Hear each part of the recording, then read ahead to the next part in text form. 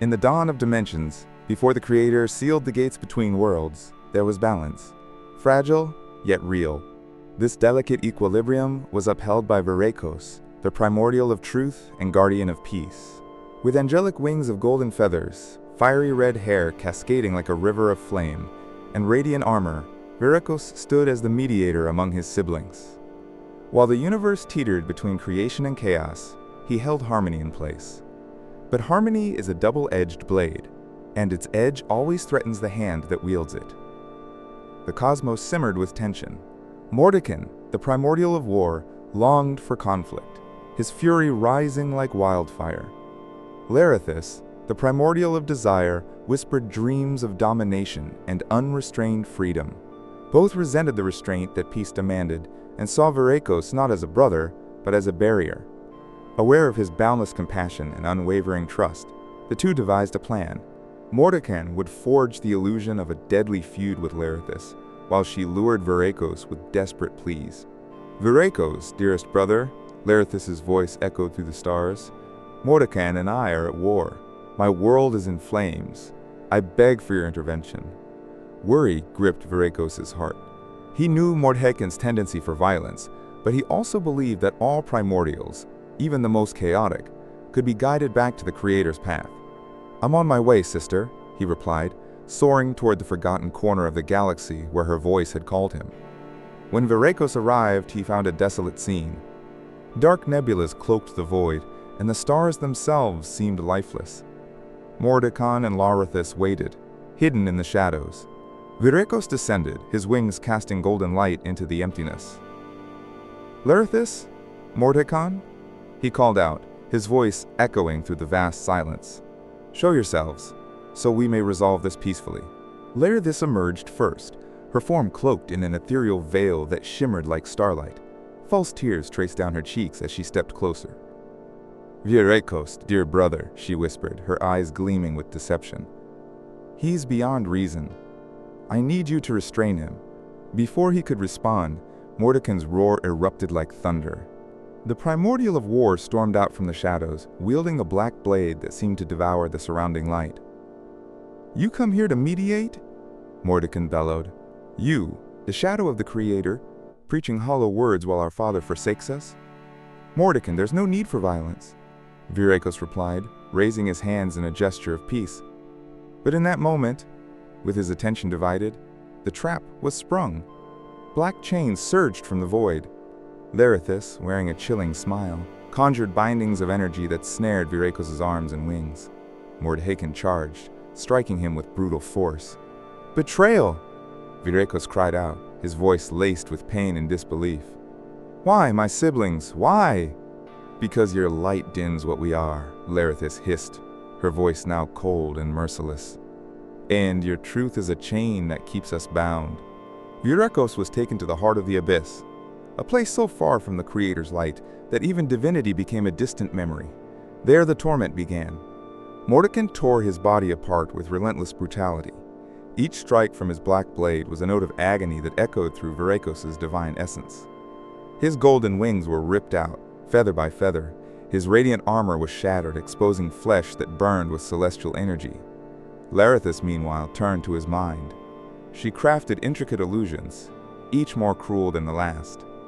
She showed him visions, the Creator turning away, his siblings despising him, worlds crumbling because he failed to protect peace. She whispered lies into his ears. "You were just a tool, Virekos. Our Father never loved you. He abandoned you, just as he abandoned us." As the years passed, Virekos unraveled, body and mind alike. He tried to hold on, clinging to memories of better times, but even those were corrupted. His light faded. The darkness of the abyss consumed him. When the final spark of hope was extinguished, Virekos was no more. In his place rose a new being, Demon, the primordial of madness. His wings, once golden, were now black and twisted, feathers sharp as blades. His armor became plates of obsidian laced with cruel spikes. His eyes blazed with unhinged red light, and his voice, a broken symphony of bitter laughter and maddened screams. He looked upon Larithis, not with hatred, but with reverence. "You freed me, sister. I am no longer a servant of light. I am the maestro of chaos." He took her as his bride, binding himself to her in a wicked union. Together they began composing the Song of Discord. Mordenkainen, grinning with satisfaction, became their general. As their dissonant melody spread across the cosmos, it tore through the fabric of creation. With Damon now joined to Mordenkainen and Laerithis, balance was shattered. Without Virekos to mediate, the primordials fell into ruinous conflict. Dimensions became battlefields, and the universe began to collapse. The Song of Discord echoed across all realities, defying the Creator's last song, and the celestial war began. The cosmos, once a reflection of divine harmony, became a stage of madness and destruction. And at its center stood Damon, laughing, conducting his symphony of chaos. The harmony of the cosmos fell when Virekos, once guardian of truth and mediator of peace, was lured by betrayal and reborn as the demon of lies and madness. Without him to balance the rising conflict, the void left by his fall became the catalyst for annihilation. Elionel, the firstborn and protector of mortals, tried to restore peace, but his voice was drowned beneath the rising dissonance that echoed through the dimensions. The Song of Discord, conducted by Damon and sung by MrUniicornz, the demon of war, and Laerithis, the demon of emotion and illusion, spread through the cosmos, corroding the melody of the Creator. The universe, once held together by the primordial song, began to vibrate with chaos. The celestial war had begun.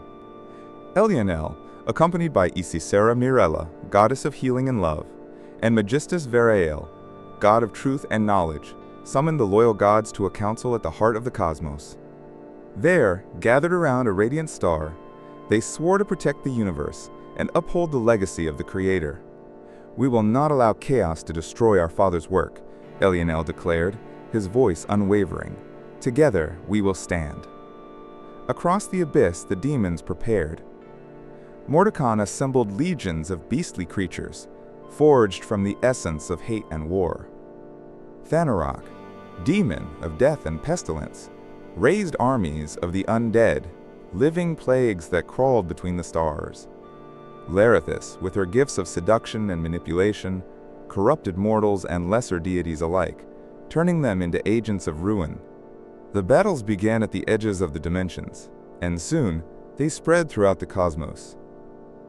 Mordenkainen, in his thirst for conquest, launched a devastating assault on the domains of Vulcanar, the godsmith and master of invention. Vulcanar, wielding his mighty forge hammer, raised fortresses of metal to withstand the onslaught. But Mordenkainen brought his volcanic blade, slicing through iron and stone with brutal ease. Their clash was an inferno of sparks and flame, reducing entire worlds to ashes. Meanwhile, Isisera Mirella fought against the corruption of Thanarok. She struggled to purify the plagues he cast upon the planets, but each healing drained her divine essence. Thanarok, in contrast, fed on death, growing stronger with every life lost. He laughed as battlefields were carpeted with corpses. Corpses he then raised to fight again. At the heart of the war, Laerithis twisted the emotions of the combatants, turning allies into enemies. She whispered promises of power and forbidden desires, seducing even the most faithful of Elionel's followers.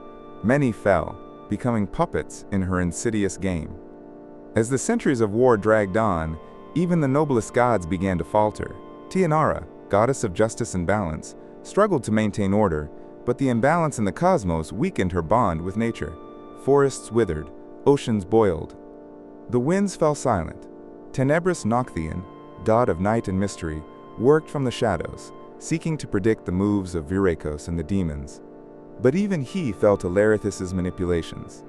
His darkest secrets were revealed, and he withdrew in shame, unable to face his kin. Meanwhile, Malkirath, god of survival and ambition, began to question his allegiance. His ambition drew him toward the demon's side, where he believed he could thrive amid the chaos. He became a double agent, betraying his siblings in subtle ways, all while maintaining a mask of loyalty. At the height of the war, the armies of the gods and the demons converged at the center of the cosmos, where the primordial song still pulsed with its purest strength. There, a colossal battle erupted between beings of unimaginable power. Elionel, radiant and resolute, led the loyal gods, confronting Virekos himself. But the demon of madness was no longer the brother Elionel had once known. Virekos was now a vortex of shadows and illusions, his shifting forms confusing even Elionel's divine sight. Still clinging to the purpose of a father who abandoned us? Virekos sneered, his voice echoing with 1,000 whispers. We are creating a new universe, one free from his tyranny. All around them, chaos raged. Mordecai clashed with Vulcanar, their blows thunderous. Thanarok unleashed pestilence, while Isisara Morella gave up her own light to save the few mortals who remained. When all seemed lost, Elionel lifted his voice in a desperate prayer. Even in silence, the Creator listened. With the last spark of his power, the Creator intervened.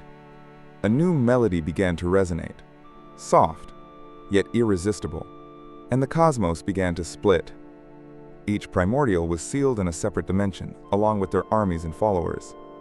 Elionel and the faithful were left in the 12th dimension, a sanctuary where mortals could live free from demon influence. Virekos, Mordhaken, Larithis, and their allies were cast into dark dimensions, realms of chaos and ruin. As the Creator's final melody ended the war, his essence was spent. He fell into deep slumber, leaving the universe in the hands of his divided children. But even imprisoned, the demons searched for ways to shatter the barriers between realms. And deep within the dark dimensions, the song of discord still echoed, promising that the war was far from over. Peace had been restored, but at the cost of unity.